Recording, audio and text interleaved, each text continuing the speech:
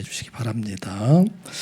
이 마가복음에서 마가 요한은 예수님의 초기 사역인 유대 지방의 사역을 생략하시고 세례 요한이 죽은 이후에 갈릴리에 오셔서 복음을 전하셨다, 그렇게 기록을 하고 있습니다. 갈릴리에서 초기 사역을 통해서 예수님 말씀을 가르치시고 또 여러 가지 기적을 행하심으로 예수님께 세상에 오신 하나님 되시고 그리스도 되심을 증거하시게 됩니다.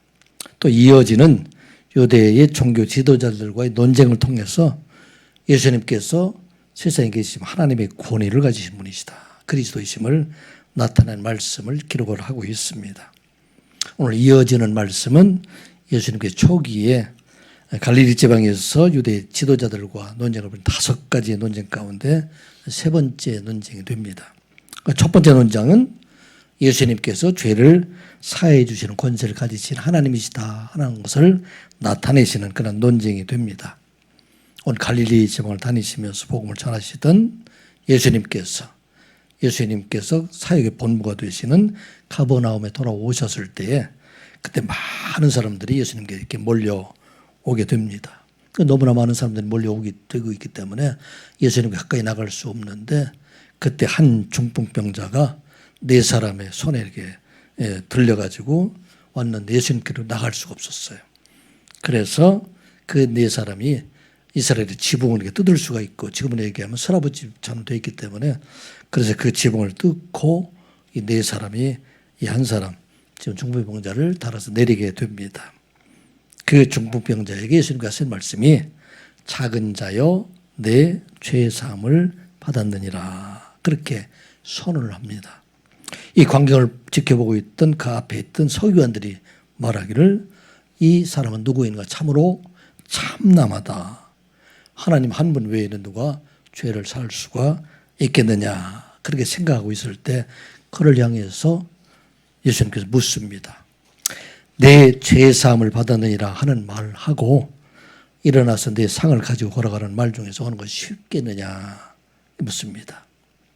세상에 있는 신들도, 세상에 있는 우상들도, 의사들도 일어나서 내 상을 가지고 가라, 걸어가라, 그렇게 말하고 고치기도 하고 하지만 그러나 내 죄 사함을 받았느니라 할 수 있는 분은 오직 한 분, 하나님밖에 할 수 없는 것이다. 그리고 이 죄 사함과 함께 영원한 생명을 주시는 분은 하나님 한 분이신데 그 말을 선포하고 있는 내가 바로 하나님 되신다, 그리스도 되신다 하는 것을 그에게 선언하게 됩니다. 그래서 마가복음 2장 10절에 이렇게 말씀을 드리고 있죠. 그러나 인자가 땅에서 죄를 사하는 권세가 있는 줄을 너희로 알게 하려 하노라 하시고 중풍병자에게 이르시되 말씀하시되 내가 네게 이르노니 일어나 내 상을 가지고 집으로 가라 하시니, 이 시간 예배한 우리 모두가 사람의 몸으로 오신 예수 그리스도가 우리 모든 죄를 지시고 죽으심을 통해서 그를 믿는 자, 영원한 생명을 가진 자, 죄사함을 받은 자 되었음을 믿는 저와 여러분들 되시기 바랍니다. 그리고 이어서 논쟁은 식사하는 자리에서 지금 죄인과 함께 식사하는 그 논쟁이 이어지게 됩니다. 예수님께서 세관에 앉아있던 레위 마태를 부르시고 그의 집에 가서 세리들과 죄인들과 함께 식사를 하시게 됩니다. 바리새인과 서기관들이 생각하게 될 때는 이들은 로마 제국을 위해서 세금을 거두어들이고 백성들을 수탈하는 그런 사람들인데, 죄인인데, 세리들인데 어떻게 이들 죄인과 함께 식사를 할 수 있겠느냐. 이 식사 자리에 있는 저 예수님과 제자들은 저들에 의해서 오염되어 있는 사람이 되지 않을까, 그렇게 생각하고 있을 때 그들에게 말씀하십니다. 예수님은 세상에 있는 어떤 죄에 의해서 오염되실 분이 아니라 이제 이 세상에서 가장 악한 죄인이라고 생각하는 너희들이 생각하는 세리를 할지라도, 세리를 돕는 자 할지라도 그 사람들 깨끗게 하시는 분, 그분이 바로 예수님이시다 하는 것을 그들에게 알게 하십니다. 그리고 마가복음 2장 17절 이하의 말씀이 이렇게 기록을 하고 있죠. 우리 한번 같이 읽어볼까요? 시작. 예수께서 들으시고 그들에게 이르시되 건강한 자에게는 의사가 쓸데없고 병든 자에게래야 쓸데있느니라. 나는 의인을 부르러 온 것이 아니요 죄인을 부르러 왔노라 하시니라. 아멘. 예수님께서 의인을 부르러 오시지 않았다는 것은 이 세상에 누구도 의인은 한 사람도 없다는 얘기입니다. 그래서 이 땅에 있는 모든 죄인들, 그 죄인들을 불러서 회개시켜서 돌이켜서 그들을 의인으로 만드시는 분, 그분이 바로 예수 그리스도이시다. 그렇게 선언하게 됩니다. 이 시간 예배한 우리 모두가 전에는 죄인이었지만 이제 예수 그리스도의 대속의 은혜로 의롭다함을 받은 자 되었음을 믿는 저와 여러분들 되시기 바랍니다. 오늘 이어진 본문의 말씀은 이제 금식에 관한 논쟁, 이것이 바로 오늘 본문에 이어진 말씀입니다. 오늘 본문에 보게 되면은 요한의 제자들과 바리새인들, 이 사람들이 금식하고 있는 것을 보고 사람들이 나와서 그들은 지금 금식을 하고 있는데 당신들은 당신의 제자들은 왜 금식하지 않습니까? 하고 묻는 내용이 바로 본문의 말씀입니다. 세례 요한의 제자들, 그들은 지금 세례 요한의 옥에 갇혀 있기 때문에 그래서 그들을 위해서 금식하고 당시에 바리새인들, 그 사람들 자기를 거룩하게 한다는 그런 의미로 일주일에 2번이나 금식을 했어요. 월요일하고 목요일날. 그렇게 금식하고 있는 그들을 바라보면서 사람들 하나님 앞에 열심히 예배하는 사람, 종교적으로 자기를 정결하게 하는 사람들, 이런 사람들 자기를 괴롭게 하고 금식함으로 자기들이 더욱더 하나님 앞에 가까이 나아갈 수 있는 것으로 생각하고 예수님은 제자들과 금식하지 않고 있는 그런 모습들, 이런 모습을 가지고 있는 당신들은 가짜가 아닙니까? 이렇게 묻고 있는 내용이 바로 오늘 본문의 말씀입니다. 금식이라는 말은 히브리어로 얘기하면 쭌이라는 얘기가 되고 헬라어로는 네스튜오라는 얘기가 되는데 입을 봉하다는 그런 얘기입니다. 여러분들 소들 이렇게 일할 때 망으로 이렇게 씌우는 것처럼 입을 봉해서 먹지 못하게 한다. 음식을 절제한다. 그런 얘기가 됩니다. 일정 기간 동안 음식을 끊고 자신을 스스로 괴롭게 해서 자기 자신의 잘못을 용서를 빌게 된다든지 하나님의 도움과 개입을 구하는 그런 간절한 행위, 이것이 금식, 이렇게 우리가 알고 있습니다. 금식이 처음에 성경에서 등장할 때는 언제 때였냐면 모세가 시내산에서 올라가서 하나님 앞에 십계명을 받게 될 때, 그때 40일 동안 그 시내산에 올라가서 먹지도 않고 마시지도 않고 40추야로 하나님 앞에 기도하고 있을 때 그게 하나님의 계명을 받았다. 그렇게 기록을 하고 있습니다. 그리고 이스라엘 백성들이 금식한 때는 어떤 때이냐면 모세가 시내산에서 이제는 하나님으로부터 십계명을 받게 되고 그 계명을 지키는 세부적인 것을 말하게 될 때 그때 여러 가지 절기 중에 대속죄일, 하나님께 이스라엘 백성들을 속죄해 준다는 그 대속죄일, 그 날을 기억하고 그 날에 하나님께서 하나님 앞에 나오는 사람을 다 죄를 사해 주겠다. 그렇게 약속하셨는데 그 속죄일에 바로 금식하라. 이런 말씀이 29절에 그렇게 기록이 되어 있어요.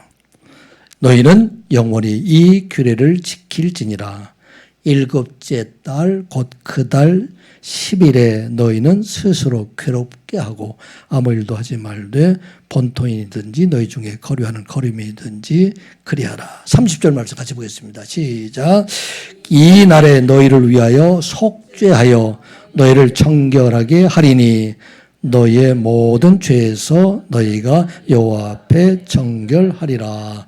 아멘. 스스로 괴롭게 하고 금식하고 그래 하나님 앞에 간절한 마음으로 기도하게 되면 그때 하나님께서 너희들 모든 죄를 사해 주시 거룩하게 하실 것이다. 그렇게 말씀하고 있습니다.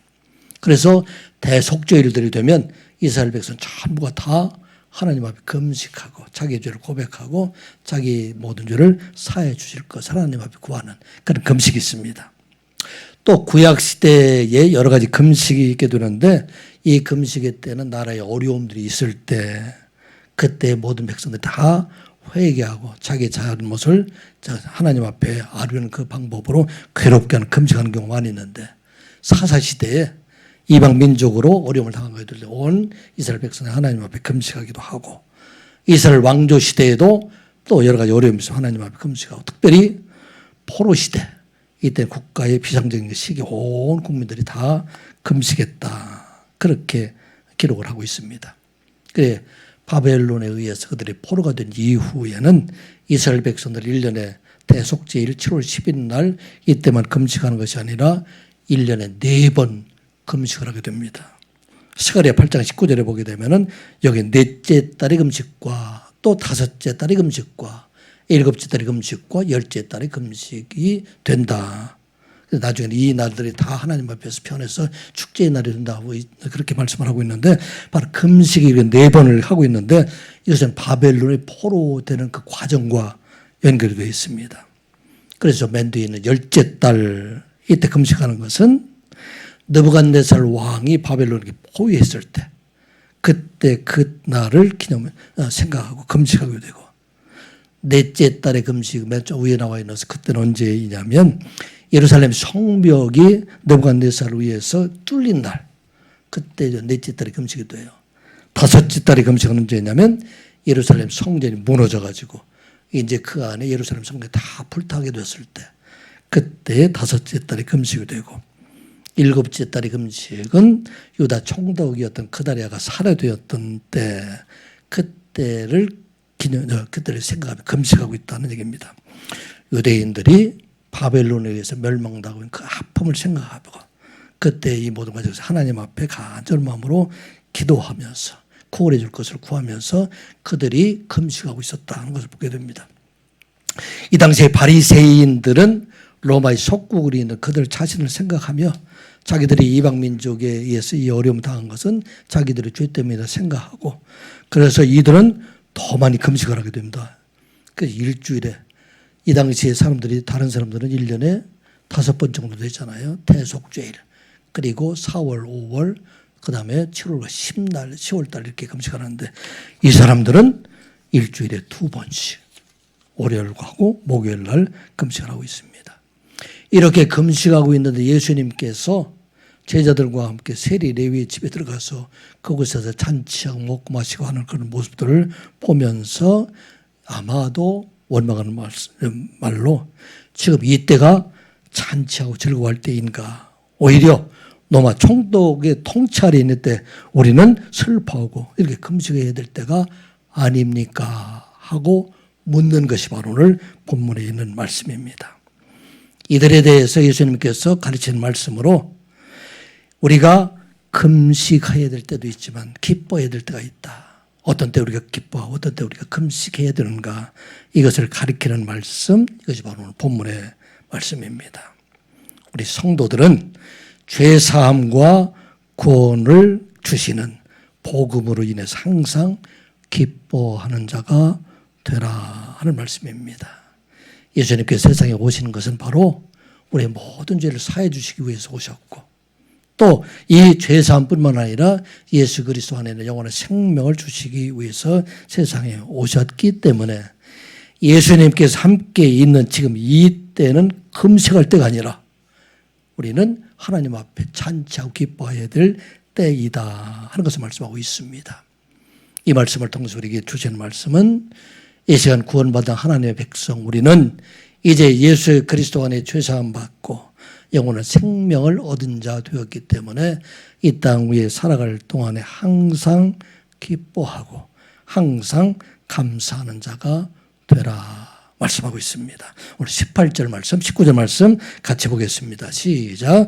요한의 제자들과 바리새인들이 금식하고 있는지라 사람들이 예수께 와서 말하되 요한의 제자들과 바리새인들의 제자들은 금식하는데 어찌하여 당신의 제자들은 금식하지 아니하나이까?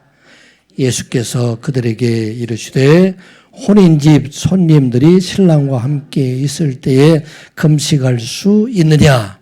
신랑과 함께 있을 동안에는 금식할 수 없느니라.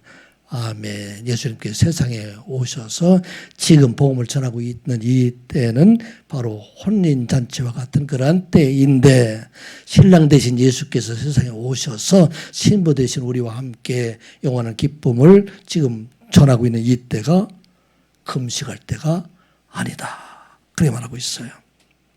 여러분 요즘은 잔치라고 해서 특별히 이 집에서 하는 잔치는 거의 없는 것 같아요. 다 보면 요즘은 큰 음식점을 빌린다든지 회관을 빌린다든지 그렇게 잔치를 하게 됩니다. 옛날에 돌잔치도 다 대개의 경우는 집에서 막 음식을 장만해서 이렇게 하는 때가 많았는데 요즘은 거의 이렇게 집에서 하는 경우는 없어요. 그리고 회갑잔치. 옛날에 회갑잔치가 대부분 있었는데 아마 옛날에 8순이나 뭐 7순 이런 잔치가 없었는데 요즘은 회갑잔치보다도 7순과 8순 잔치가 더 많은 것 같아요. 그런데 그중에서 가장 큰 잔치는 혼인잔치였어요. 장로님이나 권사님들은 예식적인 혼인 말고 집에서 드렸던 혼인잔치, 이것이 아마 아시는 분들은 아시게 될 거예요. 혼인잔치를 준비할 때는 며칠 동안 음식도 만들고 또 부침개도 만들고 떡도 만들고 여러 가지 만들고 혼일 당일날에는 마당에 큰 차이를 이렇게 쳐가지고 그래서 결혼식을 이렇게 하게 됩니다. 결혼식을 하게 될 때는 대개의 경우는 신부 집에서 결혼식을 이렇게 올리고 그리고 그날 저녁에 신부 집에서 이렇게 첫날 밤을 지내게 되면 함께 막 즐거워하고 이렇게 지금도 기억이 나요. 우리 누나 시집 갈 때 그때 막 와서 그 안에서 이렇게 같이 막 노래 부르고 그리고 마지막에 신혼방에 들어가게 되면 다 불이 꺼지면 사람들 어떻게 돼요? 다 바로 앞에 기다리고 있죠. 그러면 막 문을 뚫고 이렇게 보기도 하고 여기 젊은 사람들은 이해하지 못할 텐데 우리 권사님들, 장로님들 그거 다 아실 거예요. 그게 혼인잔치, 이런 혼인잔치. 그래서 그 당시에도 혼인잔치가 보통 이틀 정도, 이 정도 되면 신부집에서 신랑집에서 이렇게 왔다가 며칠 정도 이렇게 지나게 되는데, 그래, 이 이스라엘에게는, 유대인들에게는 혼인잔치를 일주일 동안 해요. 그래서 혼인잔치, 큰 혼인잔치가 되기 때문에, 그래서 우리가 하는 것처럼 예수님께서 가나의 혼인잔치에서 물로 포도주를 막 부는 그런 기적을 행하시게 되는데, 일주일 동안이나 그 사람들 모여서 먹고 마시니까 지금 포도주가 떨어지는 그런 잔치죠. 그런데 이 혼인잔치의 신랑이 되시는 분이 누구인가? 바로 예수 그리스도이시다 하는 얘기예요. 그래서 그 예수 그리스도께서 세상에 오셔서 신부되는 사람들은 누구입니까? 로마 제국의 통치하리 고통당하고 있는 이스라엘 백성들이 되고 이 땅 위에 죄와 사망으로 인해 죽을 수밖에 없는 이 땅의 모든 사람들, 이 사람들과 혼인하셔서 그래서 그 사람들을 하나님의 나라 가족이 되게 하시고 하나님의 나라 백성이 되게 하셔서 그들의 죄를 사해 주시고 그들의 영원한 생명을 주시는 그 일을 하기 위해서 예수님께서 세상에 오셨는데 어찌 이때에 슬퍼하며 울며 금식할 수가 있느냐, 그렇게 묻고 있는 것이 본문의 말씀입니다. 이스라엘 백성들은 왜 금식했어요? 그들은 그들의 죄로 인해 금식했습니다. 죄로 인해서 마침내 죽게 될 자신의 운명을 생각하고 비참함을 생각하며 하나님 앞에 구원을 구하며 애통하는 마음으로 하나님 앞에 금식했던 자들이 바로 이스라엘 백성들이 됩니다. 자기의 죄로 인해서 그렇게 애통할 뿐만 아니라 멸망당할 이 나라 백성으로 살아가는 이것이 바로 아픔이 돼서 하나님 앞에 간절한 마음으로 기도하며 그리고 먹고 마시는 것을 끊고 하나님 앞에 간절한 마음으로 기도하고 금식했던 것이 바로 이들의 모습입니다. 그런데 예수님께서 바로 그들의 죄를 사해 주시고 그들의 영원한 생명을 주시고 믿는 그 백성들을 구원하시기 위해서 세상에 오셨는데 어찌 이 일로 인해서 너희들이 슬퍼하며 금식할 수가 있겠느냐 하는 말씀입니다. 사랑하는 성도 여러분, 예수님께서 세상에 오신 것은 아담의 범죄 이후에 온 땅을 지배하고 있는 죄와 사망의 권세에서 우리를 구원하시기 위해서 세상에 오셔서 이제 죽으심과 부활을 통해서 이 일을 위해서 세상에 오셨기 때문에 우리는 세상에 오신 예수 그리스도로 인해서 기뻐하는 자가 되라, 감사하는 자가 되라 말씀하고 있는 것입니다. 그래서 그들을 향해서 그들은 알지 못하지만은 예수님께서 알고 계시잖아요. 하나님의 아들로 세상에 오셔서 이 땅의 모든 사람들을 구원하기 위해서 세상에 오셨는데 지금이 금식할 때냐 말하고 있습니다. 그래서 사도 바울은 고린도 전서에서 죄와 사망의 권세에서 구원하신 하나님을 찬양할 때 이렇게 찬양을 하고 있습니다. 사망아 너의 승리가 어디 있느냐, 사망아 내가 쏘는 것이 어디 있느냐, 사망이 쏘는 것은 죄요 죄의 권능은 율법이라. 이 땅의 사망이 이제 죄로 인해서 죽어가는 많은 사람들을 율법으로 정죄해서 그 모든 사람들이 다 죽음에 이르게 되는데 이 모든 정죄에서 우리를 구원하실 분, 그분이 누구인가? 57절 말씀 같이 보겠습니다. 시작. 우리 주 예수 그리스도로 말미암아 우리에게 승리를 주시는 하나님 앞에 감사하노니. 아멘. 모든 사람들이 죄와 사망으로 해서 죽을 수밖에 없는데 예수 그리스도가 지금 갈릴리 땅에 오셔서 그들에게 이제 하나님 나라의 복음을 전하고 그들을 살리시고 이제는 죽으심을 통해서 그들에게 승리를 주시는 이 날에 우리 어찌 기뻐하지 않을 수 없는 자, 그렇게 묻는 것이 바로 오늘 본문의 말씀입니다. 이 말씀은 예수님께서 바로 이사야 선지자를 통해서 예언하셨던 말씀, 이 말씀이 바로 성취되고 온 땅에 기쁨의 잔치의 날이 이루어지고 있는데 세상 사람은 알지 못하지만 온 우주 만물이 예수 그리스도가 세상에 오심을 통해서 구원의 날을 그들이 찬양하고 있는 이때가 큰 잔치가 있는 이때에 어찌 슬퍼할 수가 있겠느냐. 이사야서는 25장 6절에서 8절부터 이렇게 기록을 하고 있습니다.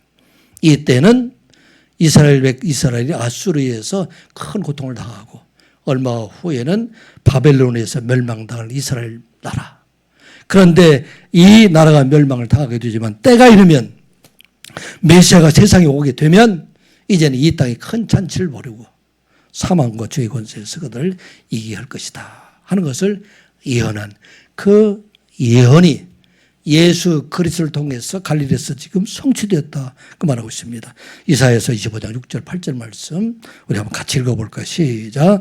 만군의 여호와께서 이 산에서 만민을 위하여 기름진 것과 오래 저장되었던 포도주로 연회를 베푸시리니 곧 골수가 가득한 기름진 것과 오래 저장하였던 맑은 포도주로 하실 것이며. 아멘. 여기까지만 보면 예수님께 세상에 오셔서 이제는 온 세상을 구원하실 그 일들을 이루시기 때문에 이 산에서 시온산, 십자가에 죽으신 그 산을 말하고 있죠.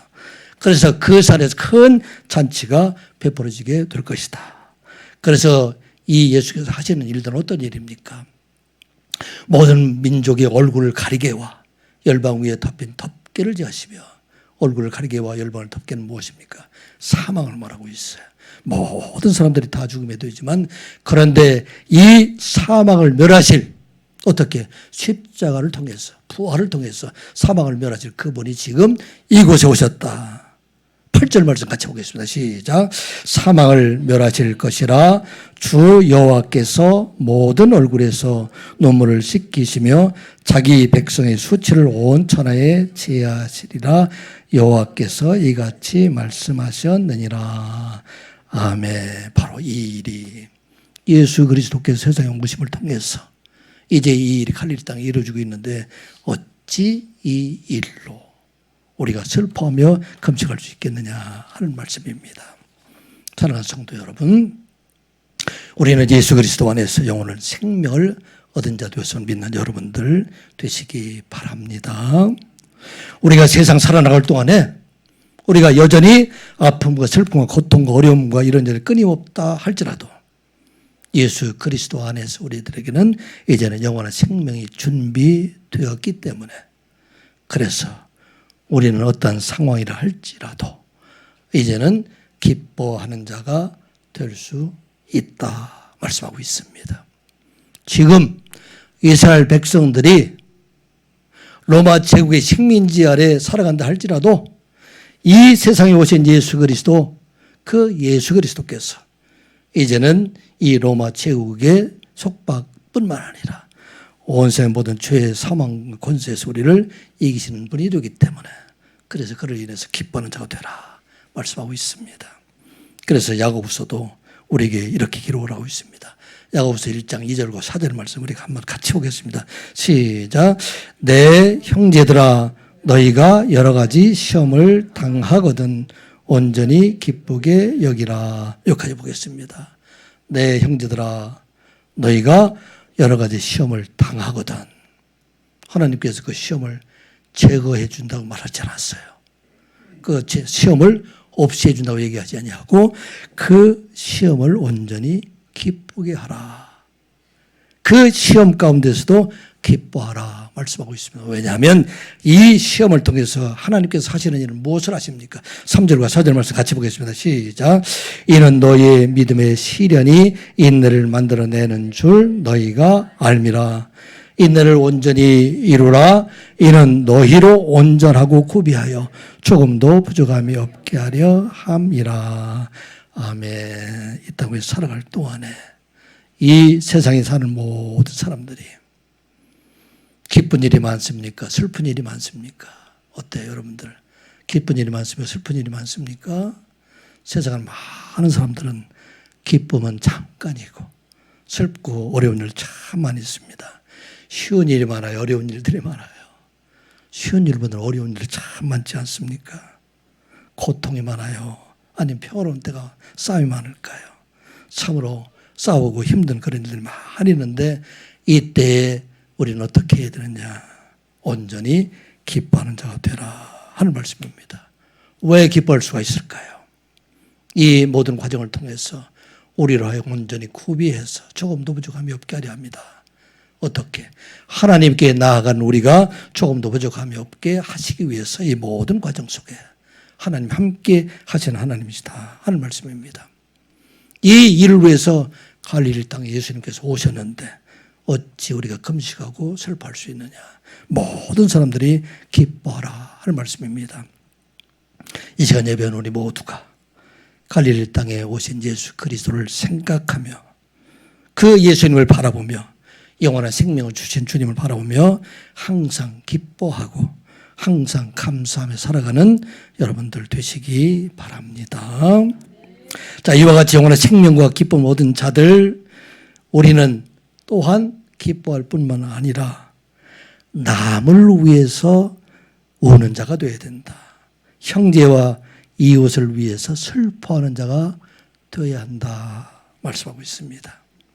이 금식은 나를 위한 금식을 넘어서서 나를 위한 그 울음에서 이제는 누구를 위한 이웃을 위해서 형제를 위해서 금식하고 형제를 위해서 우는 자가 되어라 하는 말씀입니다.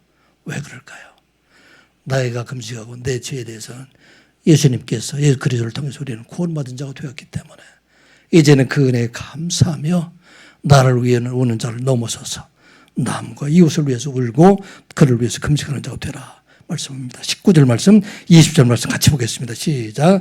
예수께서 그들에게 이르시되 혼인집 손님들이 신랑과 함께 있을 때에 금식할 수 있느냐. 신랑과 함께 있을 동안에는 금식할 수 없느니라. 그러나 신랑을 빼앗길 날이 이르리니 그 날에는 금식할 것이니라. 아멘. 예수님께서 신랑 되시는 예수님과 함께 계실 때에는 기뻐하고 즐거워해야 되는데 그런데 금식하지 말라는 것이 아니라 금식할 때가 온다 말씀하고 있습니다. 우리에게도 금식할 때가 있다 말씀하고 있습니다. 첫 번째는 신랑을 빼앗길 날이 그들에게 온다는 말씀입니다. 1차적으로 말하게 되면 예수님께서 대제사장들과 바리새인들에게 잡혀서 십자가에 죽게 될 때 이 십자가의 죽으심을 통해서 애통하고 슬퍼하게 될 것이다 말하고 있습니다. 그리고 우리 모든 사람들이 우리의 감당 못할 우리 자신을 위해서 우리 죄를 위해서 비참음 말고 금식하고 슬퍼해야 될 때가 있다 하는 것을 말씀하고 있습니다. 그런데 이 예수님의 십자가의 죽으심과 우리 자신의 비참함으로 인해 금식하고 슬퍼해야 할 때 이 때는 잠시 동안의 슬픔과 아픔이 된다 말하고 있습니다. 이제 예수님께서 십자가에 죽으시면 끝나는 것이 아니라 죽으셨다 무덤에 사흘 동안 계시다가 살아나심으로 인해서 이제 잠시 동안의 기쁨, 이 슬픔이 이제는 큰 기쁨이 되게 하셨다 말씀하고 있습니다. 우리의 죄로 인해서 애통함 이것도 잠시 동안이지만 그런데 이제는 대속의 은혜로 이제 우리 모든 사람들은 참 기쁨의 사람이 되게 하셨다 하나서 말씀하고 있는 것입니다. 그러면 그리스도인들은 더 이상 금식할 필요가 없고 슬퍼할 필요가 없을까요? 예수님께서는 이 세상에 오셨을 때 슬퍼하시고 눈물을 흘리지 않으셨을까요? 예수님도 우시고 예수님도 슬퍼하셨습니다. 무엇을 위해서 울고 무엇을 위해서 슬퍼하셨습니까? 예수님의 아픔과 예수님의 눈물은 예수님을 알지 못하고 십자가에 못 박는 사람들을 향한 아픔입니다. 그리고 자기의 죄를 알지 못하고 죄로 인해서 죽어가는 많은 사람들, 세상의 모든 사람들, 이 사람들을 위한 슬픔과 아픔이 된다 하는 것을 말씀하고 있습니다.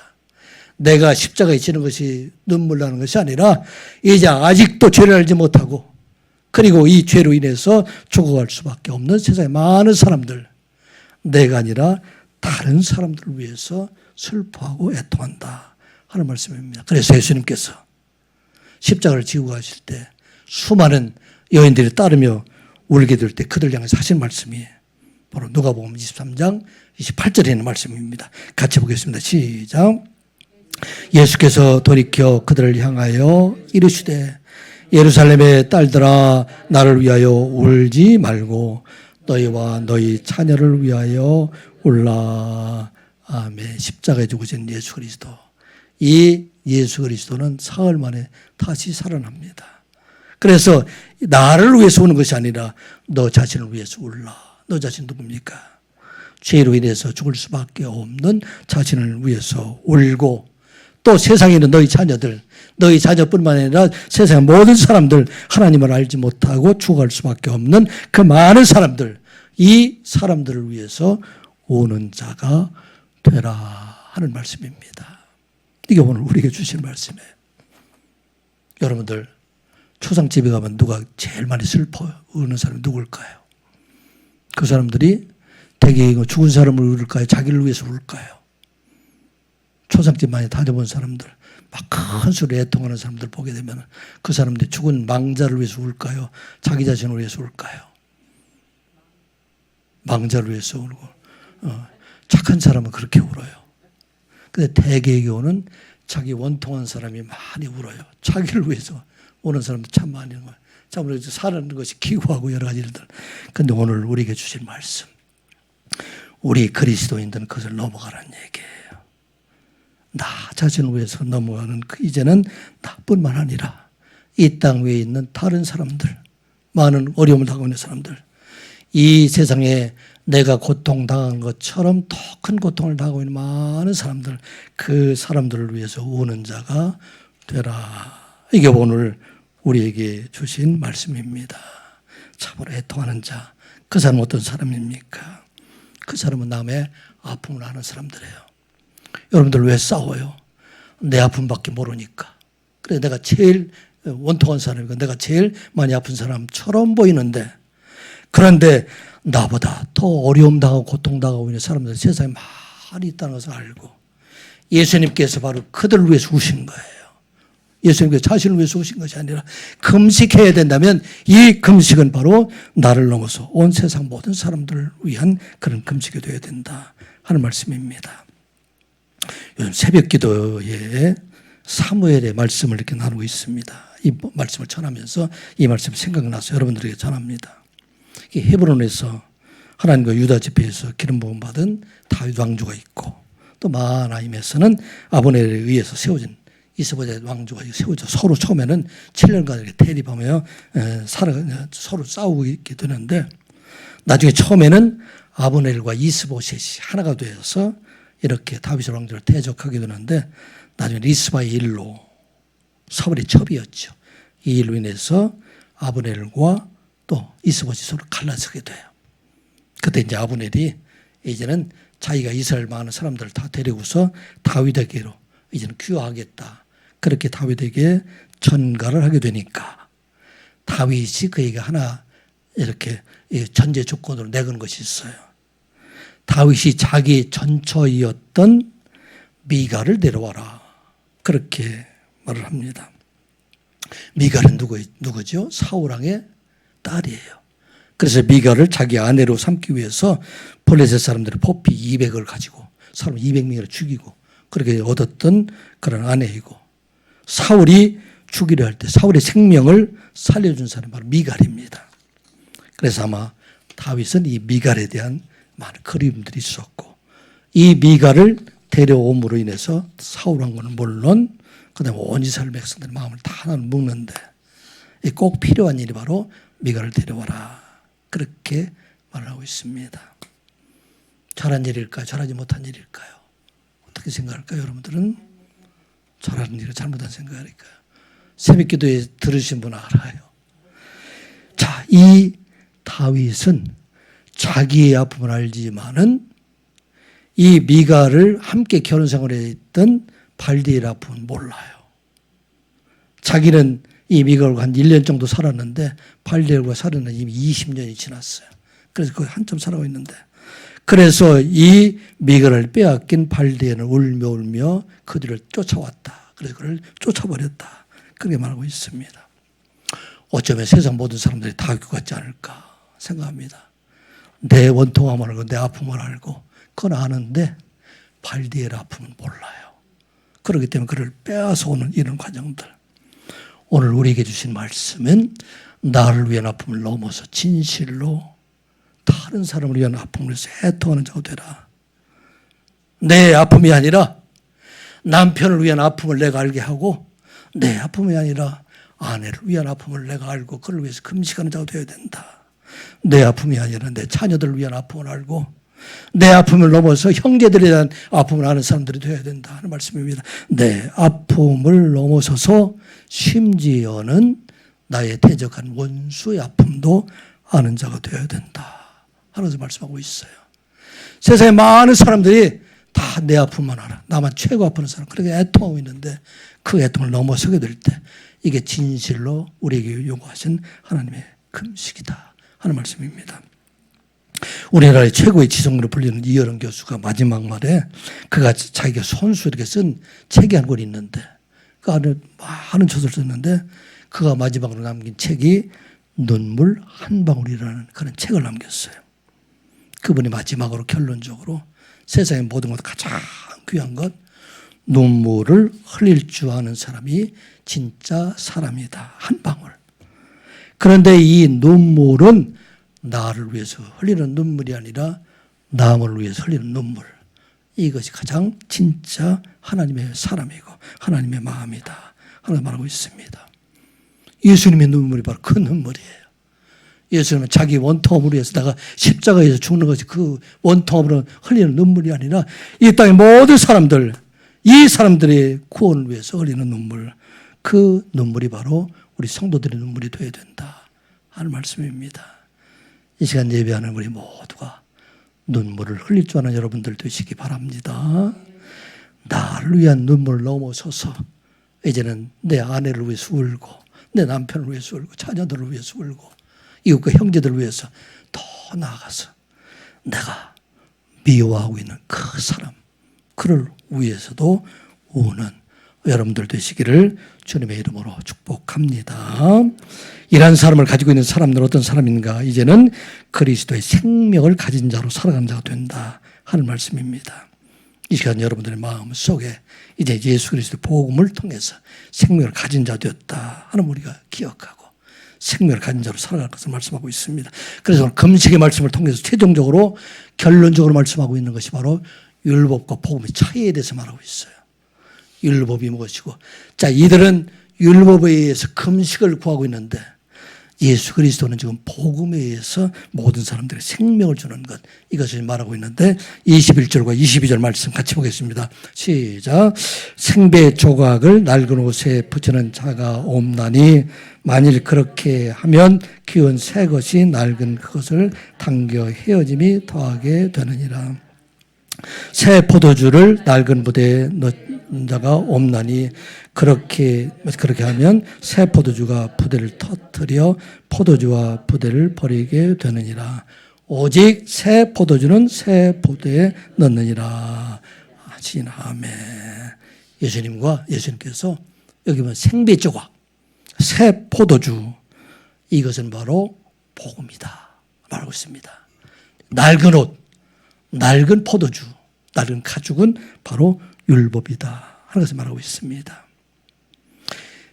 이와 같이 율법으로는 결코 생명을 얻을 수가 없고 오직 복음으로만 복음 대신 예수 그리스도로만 우리가 영원한 생명을 얻을 수가 있다 하는 것을 말씀하신 것이 오늘 본문의 말씀입니다.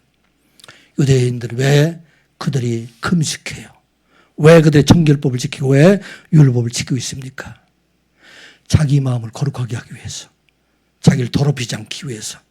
그래서 수많은 율법을 만들어냅니다. 그래서 613개의 율법뿐만 아니라 세부 규칙도 만들고, 그것까지 모자라서 이 사람들 자기의 몸을 방어하기 위해서 금식하기 하는 이유는 일주일에 2번이나 금식을 하는 거예요. 죄가 들어오지 않게 하기 위해서. 깨끗하게 살려고. 다른 사람이 묻을까 봐. 세리들 이런 사람 묻을까 봐. 그런데 그들이 알지 못하는 것은, 그들이 지키려고 하는 그 마음은 스스로 거룩하게 할 수 없다는 것입니다. 이 마음은 가장 부패하고 가장 더러운 것, 이게 바로 그 마음이다. 그래서 그 마음을 아무리 지키고 하려 하더라도 그 더러운 것을 깨끗하게 할 수 없다. 예레미야서 17장 9절 10절의 말씀입니다. 같이 보겠습니다. 시작. 만물보다 거짓되고 심히 부패한 것은 마음이라. 누가 능히 이를 알리오마는 나 여호와는 심장을 살피며 폐부를 시험하고 각각 그의 행위와 그의 행실대로 보응하나니. 아멘. 그런데 자기가 지키려고 하는데 모든 만물 중에서 제일 더러운 거 마음이라는 얘기예요. 그 안에 죄가 있기 때문에, 스스로 깨끗하게 할 수가 없기 때문에. 그래서 예수님께서 서기관과 바리새인들 책망할 때 마태복음 23장 27절 28절에 있는 말씀 그렇게 기록을 하고 있어요. 서기관들과 바리새인들이요, 회칠한 무덤 같으니 겉으로는 아름답게 보이는데, 왜? 율법을 지키니까, 법을 지키니까. 그런데 그 안에, 그 마음속에는 죽은 사람의 뼈와 더러운 것이 가득하도다. 내가 겉으로는 사람의 옳게 보이지만 안으로는 외식과 불법이 가득하도다. 이게 세상의 종교들입니다. 세상의 모든 종교들은 그들이 수련하고 선행하고 여러 가지 해서 자기의 마음을 지키려고 하는데, 그런데 그가 더러운 것을 모른다는 얘기입니다. 자, 이와 같이 죄와 악한 것들을 멸하시고 영원한 생명을 주시는 분, 그 예수님께서 바로 베옷을 찢으시고 가죽부들 터뜨리시고 영원한 생명을 주신 분이 바로 예수님이시다 하면서 말씀하고 있습니다. 어떻게 말씀하고 있습니까? 요한복음 4장 13절 14절 말씀 같이 보겠습니다. 시작. 예수께서 대답하여 이르시되 이 물을 마시는 자마다 다시 목마르리언니와 내가 주는 물을 마시는 자는 영원히 목마르지 아니하리니 내가 주는 물을 마시는 영생하도록 솟아나는 샘물이 되리라. 아멘. 여러분들의 마음속에 영생의 샘물이 있음을 믿으시기 바랍니다. 복음으로 인해서 이제는 우리의 더럽혔던 모든 것들을 이제는 영원히 목마르지 않는 그 보험을 우리에게 주시는 분, 그분이 바로 우리 앞에 있다 말씀하고 있습니다. 이 시간 예배하는 우리 모두가 내가 내 스스로 의롭게 할 수 없고, 우리가 복음 안에 있을 때, 예수 그리스도 안에 있을 때, 성령 안에 있을 때 우리가 거룩하고 깨끗한 자 됨을 우리가 믿고 이제는 그 복음 안에 살아가는 자가 될 것을 말씀합니다. 이와 같은 기쁨을 얻게 된 수가성 여인이 어떻게 됐습니까? 자기가 가지고 있던 물동이를 버려두고 동네에 들어가서 바로 자기에게 이 샘물을 주신 예수 그리스도를 그들에게 전하게 됩니다. 요한복음 4장 28절 29절 말씀 같이 한번 보겠습니다. 시작. 여자가 물동이를 버려두고 동네에 들어가서 사람들에게 이르되 내가 행한 모든 일을 내게 말한 사람을 와서 보라. 이는 그리스도가 아니냐 하니 그들이 동네에서 나와 예수께로 나오더라. 아멘. 복음은 생명입니다. 죄와 사망의 것을 이기시고 부활하신 예수님께 성령으로 우리 안에 오셔서 우리에게 영원한 기쁨과 소망을 주시는 그게 바로 복음입니다. 그러므로 이 복음을 가진 우리는 어떻게 살아야 될까요? 항상 기뻐하는 자가 되라 말씀하고 있습니다. 우리가 살아가고 있는 세상엔 죽음의 소리가 들리고 고통의 소리가 들리고 전쟁의 소리가 들리고 아픔의 소리가 들리는데, 복음을 가진 우리는 그 안에서도 항상 기뻐하는 자가 될 수 있습니다. 이 시간 예배하는 우리 모두가 복음 안에서 항상 기뻐하는 자가 되시기 바랍니다. 그리고 진실로 이제는 나를 위한 애통에서 넘어서 나만 아픈 게 아니라 모든 사람들이 다 아프다 생각하고 그들을 위해서 금식하고 애통함으로 그들을 생명의 길로 인도하는 여러분들의 삶이 되기를 주님의 이름으로 축복합니다. 기도하겠습니다. 아버지 하나님, 오늘도 하나님의 말씀을 듣게 하여 주시니 감사드리옵나이다. 우리에게 영원한 생명을 주신 예수 그리스도 안에서 항상 기뻐하며 감사하는 저희들의 삶이 되게 하여 주시옵소서. 아직도 하나님을 알지 못하고 죽어가는 많은 영혼들을 위해서 그들을 위해서 금식하며 슬퍼하며 애통하는 저희들이 되게 하여 주시고 예수 그리스도의 사랑으로 온 세상을 사랑하며 살아갈 수 있는 선한 영의 모든 성도들이 되게 하여 주시옵소서. 영원한 생명을 가진 자로 이 땅에 언제나 기쁨과 감사함으로 살아가는 저희들 되게 하여 주시옵소서. 예수님의 이름으로 기도드리옵나이다. 아멘.